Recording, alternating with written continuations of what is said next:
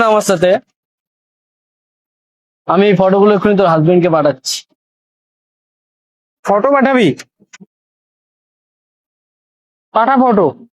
আমি তো সামনে দাঁড়িয়ে আছি, পাঠা। জানিস তোদের মতো ছেলেদের কি সমস্যা? তোদের মতো ছেলেদেরকে না মেয়েরা একটু বেশি ভালোবেসে ফেলে। তারপর তোদের মতো ছেলেরা তাদেরকে বিয়ের জন্য মানা করে দিস।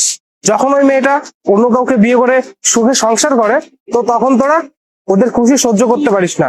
আর তখন তোরা কি করিস? ব্ল্যাকমেইল করা শুরু করিস।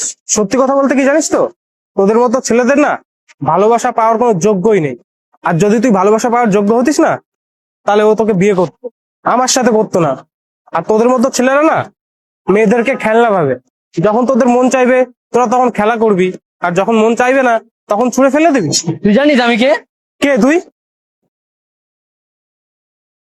তুই যতগুলো মেসেজ করেছিলি না ওকে, আমি সব স্ক্রিনশট নিয়ে রেখে দিয়েছি। অনিক, এটা আমার এক্স কিছুক্ষণ আগে মেসেজ করেছে। আমাদের আগের ফটোগুলো আমাকে সেন্ড করছে। এগুলো নিয়ে আমাকে ব্ল্যাকমেলও করছে।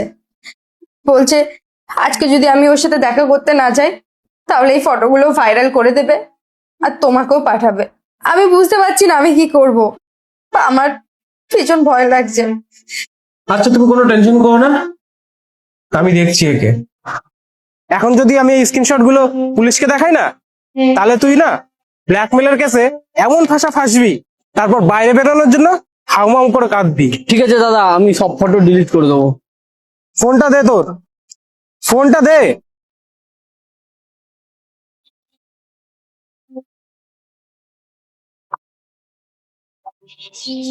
এনে।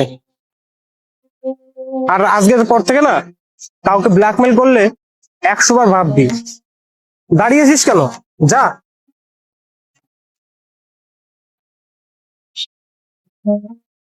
চলো।